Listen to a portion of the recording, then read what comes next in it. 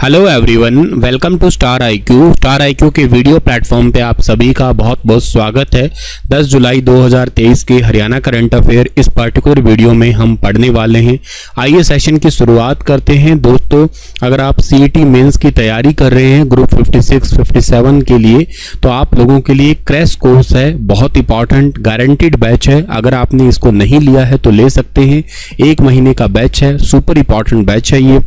मेरे प्यारे दोस्तों, आप लोगों के लिए ये आज रात के 12 बजे तक केवल 500 रुपए का है, और अगर आपने इसे नहीं लिया है तो ले सकते हैं। इसके बाद इसके प्राइस है वो थोड़े बढ़ जाएंगे, और आप एमसीक्यू और ग्रुप डी के बैचेस भी स्टार आईक्यू एप्लीकेशन पे देख सकते हैं। मेरे दोस्तों, आज का पहला करंट अफेयर क्या रहेगा कि हिसार के पॉलिटेक्निक संस्थान का नाम हाल ही में बदलकर किसके नाम पे रखने की घोषणा की है। इसी पॉलिटेक्निक कॉलेज से मैं भी पढ़ा हुआ हूँ। मेरा भी डिप्लोमा जो है वो हिसार पॉलिटेक्निक कॉलेज से ही कंप्लीट है। इलेक्ट्रॉनिक्स एंड कम्युनिकेशन इंजीनियरिंग के अंदर मैंने इस पॉलिटेक्निक कॉलेज के अंदर अपना डिप्लोमा पास किया था। खैर, अब इस पॉलिटेक्निक कॉलेज का नाम बदल दिया जाएगा, ऐसी घोषणा हुई है। अभी तक बदला तो नहीं है, लेकिन हाँ, घोषणा हो चुकी है कल ही के दिन में। और इस सवाल का ठीक आंसर रहेगा महाराजा दक्ष प्रजापति। ये पॉलिटेक्निक कॉलेज जो है ना, नेशनल हाईवे नंबर 9 के ऊपर है, ऑन रोड ही पड़ता है। ये नेशनल हाईवे नंबर 9 पे है, और महाराजा दक्ष प्रजापति के नाम पे इस कॉलेज का नाम होगा। अब प्रजापति समाज के सम्मानित व्यक्तियों के साथ हरियाणा निवास चंडीगढ़ में विचार विमर्श किया तथा प्रदेश के विकास में समाज के योगदान के ऊपर चर्चा भी की गई। इस अवसर पर हिसार के पॉलिटेक्निक इंस्टीट्यूट का नाम महाराजा दक्ष प्रजापति के नाम पर रखने की घोषणा, और पंचकुला में दक्ष प्रजापति धर्मशाला के निर्माण के लिए 21 लाख रुपए देने की घोषणा मुख्यमंत्री जी के द्वारा की गई है। हरियाणा सरकार ने किस साल तक वर्तमान में कुल फसल क्षेत्र के लगभग 7% बागवानी क्षेत्र को और 22 लाख एकड़ करने तथा उत्पादन को 3 गुना करने का टारगेट किया है। तो हरियाणा सरकार ने इसको 2030 तक का ऐसा टारगेट किया है। वैसे भी देखो, बात सीधी सी है कि धीरे धीरे बागवानी फसलों पर जोर दिया जाएगा। हरियाणा सरकार का साल 2030 तक बागवानी क्षेत्र को 22 लाख एकड़ करने व उत्पादन को 3 गुना करने का टारगेट है। सीधा सीधा फोटो तो ठीक है आप लोगों को। इसके अलावा ये पोली हाउसेस के फोटो हैं। इस टाइप के हाउसेस होते हैं जहाँ पे सब्जी का या फलों का उत्पादन थोड़ा ज़्यादा रहता है आपका। अच्छा, इसके अलावा हरियाणा के अंदर 3 सेंटर ऑफ एक्सलेंस भी खुलने वाले हैं। इसकी घोषणा बजट में हुई थी। अगर आपने मुझसे बजट पढ़ा है तो अगर आपको याद हो तो ये सवाल, पंचकुला में पोस्ट हार्वेस्ट मैनेजमेंट, प्याज के लिए पिनगवा नूह तथा फूलों के लिए मुनीमपुर झज्जर के अंदर ये सेंटर ऑफ एक्सलेंस खुलेंगे। ये 3 सेंटर ऑफ एक्सलेंस का सवाल एग्जाम में पूछा जा सकता है, इंपॉर्टेंट है ये। इसके अलावा आप लोगों को ये याद रखना है कि नई टेक्नोलॉजियों का प्रयोग करके बागवानी को बढ़ावा देने के लिए हरियाणा सरकार के अंदर total 14 centre of excellence centre स्थापित किए गए हैं। अभी तक के लिए 3 और खुलेंगे, ये भी घोषणा हुई है। तो मतलब ऐसा समझिएगा कि टोटल अभी 14 प्लस में 3 और खुल जाएंगे हरियाणा के अंदर। ठीक है, आगे बढ़ते हैं। और ये सारे सेंटर पता है क्या किस पे डिपेंड है? ये इंडो इजराइल टेक्निक है। जैसे हरियाणा में सब्जी और फूलों की या मधुमक्खी पालन के क्षेत्र में इजराइल की टेक्निक को हरियाणा अपना रहा है। वहाँ पे काफ़ी अच्छी टेक्नोलॉजी का उपयोग करके ज़्यादा उत्पादन लिया जाता है। वैसे मुख्यमंत्री प्रगतिशील किसान सम्मान योजना के तहत हरियाणा के प्रगतिशील किसानों को कृषि क्षेत्र में उत्कृष्ट कार्य करने पर कितने लाख रुपए के नगद इनाम दिए जाते हैं? ये सवाल बड़ा इंपॉर्टेंट है। मुख्यमंत्री प्रगतिशील किसान सम्मान योजना के तहत हरियाणा में कोई उत्कृष्ट कार्य करता है तो उनको 5 लाख रुपए तक के इनाम दिए जाते हैं। एक्चुअली इनकी रेंज है, जैसे कि फर्स्ट प्राइज अगर कोई मतलब पहले नंबर पे कोई आता है तो उसको 5 लाख रुपए मिलता है। ये एक ही किसान को मिलता है संख्या वाइज। दूसरे नंबर पे कोई आता है तो उनको 3 लाख रुपए मिलते हैं। 3 लाख यानी कि ये 2 किसानों को मिल सकते हैं 3-3 लाख के। तीसरा अवार्ड है 1 लाख रुपए तक का है, और ये 5 किसानों को मिल सकता है। ये तो तीनों के तीनों है राज्य स्तर के ऊपर। लेकिन जिला स्तर के ऊपर सांत्वना अवार्ड दिया जाता है 50,000 रुपए का। अरे ये 50,000 के 4 अवार्ड, मतलब सरकार की तरफ से टोटल 2 लाख रुपए जाएंगे इनके लिए, और इनके लिए सरकार की तरफ से 5 लाख रुपए जाएंगे। इनकी तरफ से सरकार के लिए 6 लाख जाएंगे, यहाँ तो 5 लाख है ही है। तो ये सवाल भी मतलब आप लोगों को याद करना है। ठीक है, इसके अलावा सरकार ने एक बात कही है कि साल 2022-23 में बागवानी की अलग अलग किस्मों के तहत 25,000 लाभ ग्राहियों को 166 करोड़ 20 लाख रुपए की सब्सिडी दी गई है। वैसे आपको पता है ना, बागवानी फसलों के लिए हरियाणा सरकार सब्सिडी भी देती है। अच्छा, तो ये योजना के बारे में थोड़ा हम बात कर लेते हैं कि मुख्यमंत्री प्रगतिशील किसान सम्मान निधि योजना है। इस योजना के माध्यम से हरियाणा सरकार किसानों को सम्मानित करेगी जो नई नई तकनीक अपनाता है, पानी की बचत करता है या जैविक खेती करता है, टिकाऊ खेती कर रहा है या फसल अवशेष और इसके अलावा जो कृषि प्रणाली के माध्यम से बेहतरीन काम कर रहा है। इसके लिए एक किसान को 5 लाख, दूसरा जो इनाम है उसमें 2 किसानों को 3-3 लाख दिया जाएगा और 5 किसानों को 1-1 लाख और सांत्वना के लिए 4 किसानों को 50-50 हज़ार रुपये दिए जाएंगे। 2023 के अंदर ही इस योजना को स्टार्ट किया गया है और एग्रीकल्चर के अंदर नई नई रिसर्च के लिए हरियाणा सरकार ऐसी ऐसी योजना लेके आ रही है। आपको पता है हरियाणा में 3 सेंटर ऑफ एक्सीलेंस भी खोले जाएंगे। अच्छा, हरियाणा में अभी सेंटर ऑफ एक्सीलेंस कितने हैं? अभी सेंटर ऑफ एक्सीलेंस हरियाणा में 2 है, आपको याद हो तो। अच्छा, 2 हैं। इन 2 में से एक तो चलो मैं आपको बताता हूँ कहाँ पे। एक तो है करनाल के अंदर है, करनाल के घरौंडा में है। एक आप मुझे बताओ और कहाँ पे है? और 3 और नए खुलेंगे, ये तो पता ही होगा आपको। एक खुलेगा कहाँ पे? एक खुलने वाला है HAU के अंदर खुलेगा आपका हिसार में। एक दूसरा खुलने वाला है हमेटी जींद जिले के अंदर खुलने वाला है। तीसरा मंग्याना सिरसा जिले के अंदर खुलने वाला है। ये 3 आपके प्राकृतिक खेती को बढ़ावा देने के लिए सेंटर खुलेंगे आपके। प्राकृतिक खेती को बढ़ावा देने का मतलब क्या है सर? इसका मतलब ये है कि हम लोग खाद जो है यूरिया को छोड़ के गोबर की खाद पे आएंगे, ऐसा फोकस रहेगा। तो नेचुरल फार्मिंग की ट्रेनिंग के लिए 3 ट्रेनिंग सेंटर हरियाणा में नए खुलेंगे। 2 अभी हरियाणा में चल रहे हैं। एक करनाल के अंदर है, करनाल के घरौंडा में। इसके अलावा एक और भी है, तो वो बताइएगा आप लोग कहाँ पे है हरियाणा में, ठीक है।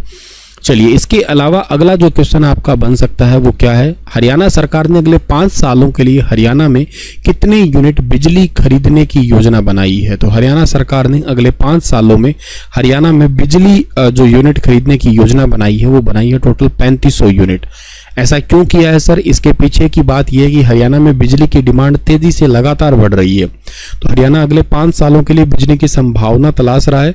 इसमें हरियाणा राज्य के इंडिया के 6 स्थानों पर तकरीबन 10,200 मेगावाट बिजली खरीदने के ऑफर आए हैं हरियाणा के पास।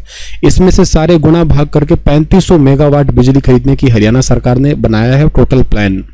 आने वाले 5 सालों में हरियाणा की बिजली की डिमांड 19,000 मेगावाट तक पहुंचेगी और इसी कारण हरियाणा ने इसी डिमांड को ध्यान में रखते हुए ये 3500 मेगावाट बिजली खरीदने की योजना बनाई है।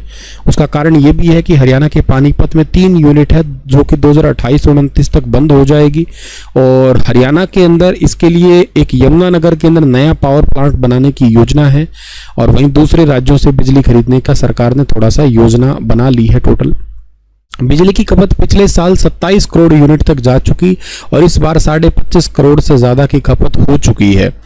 इसके अलावा राजस्थान के बांसवाड़ा स्थित न्यूक्लियर पावर प्लांट से 2800 मेगावाट बिजली देने का ऑफर हरियाणा को दिया गया। हरियाणा 900 मेगावाट बिजली जो है ना यहाँ से लेगा।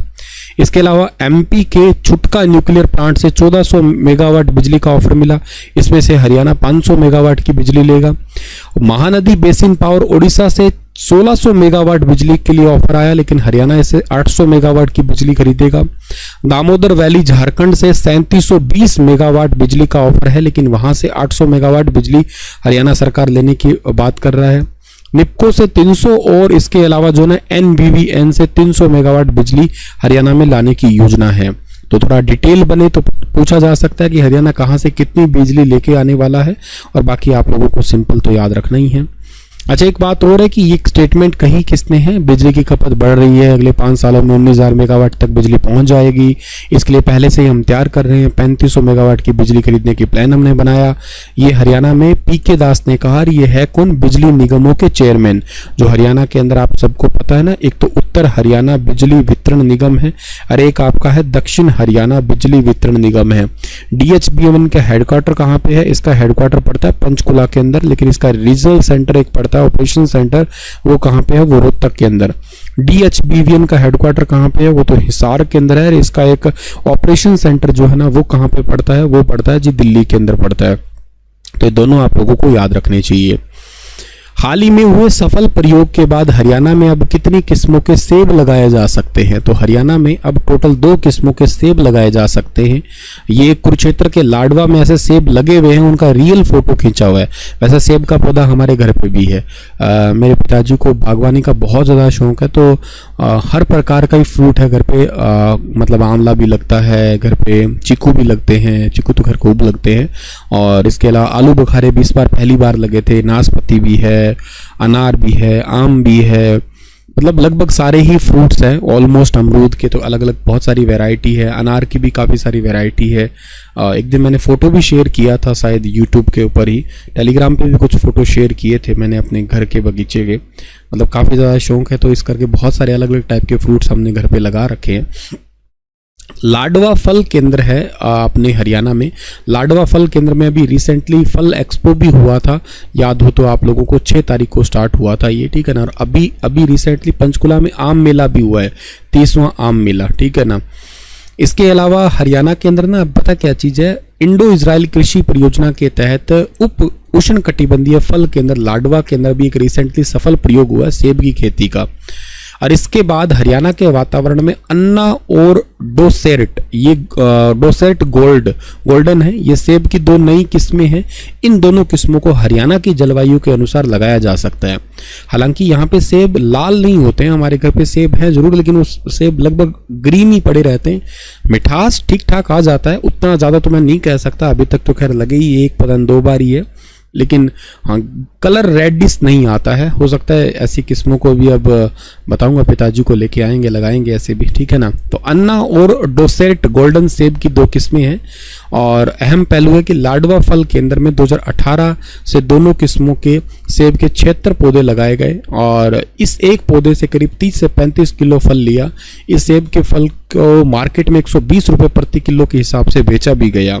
बागवानी विभाग के उप निदेशक और उप उष्णकटिबंधीय फल केंद्र के संचालक है डॉक्टर बिल्लू यादव, तो ये भी याद कर सकते हो। इसके अलावा जो है ना, आप लोगों को ये भी याद रखना है कि ये लाडवा जो है ना, लाडवा ये एशिया की दूसरी सबसे बड़ी मंडी है। लाडवा एशिया की दूसरी सबसे बड़ी, पहली कौन सी है सर? पहली है चीन के अंदर पड़ती है, याद रखिएगा। पहली सबसे बड़ी मंडी जो है ना वो चीन के अंदर है, हरियाणा के, मतलब पूरे एशिया के अंदर बात करते हो। दूसरी लाडवा कहाँ पड़ता है सर? लाडवा पड़ता है जी कुरुक्षेत्र के अंदर है। तो ऐसे करके आप लोग चीज़ें याद कर सकते हो। अच्छा, फल से रिलेटेड मैंने आप लोगों को कई बार बताया कि हरियाणा में कौन कौन सा फल किस किस जिले में ज़्यादा होता है। एक बार फिर से बता रहा हूँ मैं आपको वर्बली, जैसे आम पूछ ले आपसे कहाँ ज़्यादा होता है तो अम्बाला कह दो। अमरूद ज़्यादा कहाँ होता है? हिसार में होता है। चकोतरा अगर पूछ ले कहाँ पे होता है? सिरसा में। बेर कहाँ होता है? तो नूह में। अंगूर पूछ ले तो सिरसा में। आंवला कहाँ बताया था मैंने आपको? आंवला बताया था मैंने आपको भिवानी के अंदर ज़्यादा होता है। हालांकि भिवानी के अलावा महेंद्रगढ़ और पंचकुला में भी अच्छा खासा होता है, लेकिन टॉप पे भिवानी है। चीकू ज़्यादा कहाँ होता है? चीकू पंचकुला में ज़्यादा होता है। लिच्ची भी पंचकुला में ही होती है। इसके अलावा और कौन से? आलू बुखारे, जैसे आलू बुखारा कुरुक्षेत्र में होता है। नाशपाती भी कुरुक्षेत्र के अंदर ही होती है। आड़ू भी ज़्यादा कुरुक्षेत्र का ही है वैसे। अनार कुरुक्षेत्र में नहीं, अनार सिरसा में ज़्यादा है। खजूर सिरसा में ज़्यादा है। ये तरबूज, खरबूजा वगैरह ये झज्जर में सबसे ज़्यादा होते हैं। और एक स्ट्रॉबेरी है वो हिसार में काफ़ी अच्छी खासी होती है, ठीक है। तो ये सब चीज़ें आपको याद रहनी चाहिए फलों से रिलेटेड, ठीक है। चलिए, तो हम लोगों को इतनी बातें याद रहनी चाहिए। इसी के अलावा ये सेशन तो होता है समाप्त। और आपके लिए क्वेश्चन है कि सचिन तेंदुलकर ने अपने करियर की शुरुआत किस ब्रांड के प्रचार से की थी? बूस्ट, पेप्सी, नाइकी, इनमें से कोई नहीं। थोड़ा बताना सचिन तेंदुलकर जी के बारे में भी, इनके लाइफ हिस्ट्री के बारे में भी जितना आपको पता है उतना ज़रूर बता दीजिएगा आप लोग, ठीक है ना। तो ख्याल रखना आप लोग, और पढ़ाई तो करते रहना ही रहना आप लोग, ठीक है ना। आगे हम लोग मिलेंगे, अपनी अगली क्लास के अंदर मिलेंगे। अच्छा, कुछ क्वेश्चन आपको मैं रिवाइज करवा देता हूँ, बीते दिनों के कुछ क्वेश्चन जो है ना आप लोगों को रिवाइज करवा देता हूँ। जैसे अगर आप लोगों से ये पूछ लिया जाए ना, एक क्वेश्चन है जो मुझे मतलब जो भी माइंड में याद आएगा मैं वही आपको बताता रहूँगा कि हरियाणा के अंदर ना कौन से जिले से एक सिंगल यूज प्लास्टिक को रोकने के लिए फ्री क्रॉकरी बैंक की स्टार्ट किया गया। मतलब सबसे पहले हरियाणा के अंदर जो है ना बिल्कुल फ्री के अंदर एक क्रॉकरी बैंक स्टार्ट किया गया। तो सिंगल यूज प्लास्टिक, ताकि लोग जो है ना ये प्लास्टिक वाले बैग वगैरह ना लाएं, इसके लिए इसकी शुरुआत हरियाणा में हुई थी, गुरुग्राम के अंदर हुई थी। ये याद रख लेना आप लोग, गुरुग्राम में। इसका शुरुआत भी की थी डॉक्टर एक थी जिनका नाम सारिका वर्मा था, ठीक है ना, अगर मैं गलत नहीं हूँ तो शायद सारिका वर्मा था इनका नाम। बाकी जिला जरूर याद कर लेना, गुरुग्राम है, ठीक है। अच्छा, इसके अलावा जो है ना, ये भी बात आप लोगों को याद रहनी चाहिए कि जो हरियाणा का कहिएगा या वैसे कहिएगा 67वां जो नेशनल फिल्म अवार्ड हुआ था ना, उसमें कौन सी हरियाणा की बेस्ट मूवी का अवार्ड जिसको मिला था, तो उसका नाम था छोरियां छोरों से कम नहीं। अच्छा, छोरियां छोरों से कम नहीं के जो एक्चुअली आपके सह निर्माता थे ना, वो कौन थे, उसी के लिए पढ़ा रहा हूँ ये क्वेश्चन में। सतीश कौशिक थे। और सतीश कौशिक जी कहाँ से थे, ये थे महेंद्रगढ़ से। सर आप थे क्यों बोल रहे हो, क्योंकि अभी इस दुनिया में नहीं रहे, हाल ही में इनका देहांत हुआ है, तो करके करंट अफेयर है। बाकी इनका निर्देशन राजेश बब्बर जी ने किया था इस मूवी का, ठीक है ना। सतीश कौशिक ने वैसे इसमें जयदेव चौधरी के नाम से एक बहुत इंपॉर्टेंट अहम किरदार निभाया था इस मूवी में। हालांकि वो होली के जस्ट अगले ही दिन जो है ना उनका देहांत हो गया, ठीक है। चलिए, इसके अलावा आप लोगों को ये बात भी याद रखनी है कि हरियाणा जो राज्य है ना, हरियाणा राज्य, इसके अंदर अभी रिसेंटली न्यू दिल्ली के अंदर 12वां जो एग्रीकल्चर समिट हुआ था। और एग्रीकल्चर समिट में हरियाणा के कौन से किसान थे जिनको ना बेस्ट अवार्ड मिला था, तो ये किसान थे, याद रखना, जिनका नाम है कंवल सिंह, किसान कंवल सिंह, ठीक है। ये बात आपको याद रखनी है। जो हरियाणा के सोनीपत जिले के हैं, ये अटरेना गांव के हैं ये, ठीक है ना। इनको वैसे 2019 में पद्म श्री अवार्ड भी मिल चुका है, ठीक है ना। जैविक खेती, व्यावसायिक खेती में बहुत सारे, मतलब खेती में काफ़ी सारे परिवर्तन लेके आए हैं किसान कंवल सिंह, ठीक है।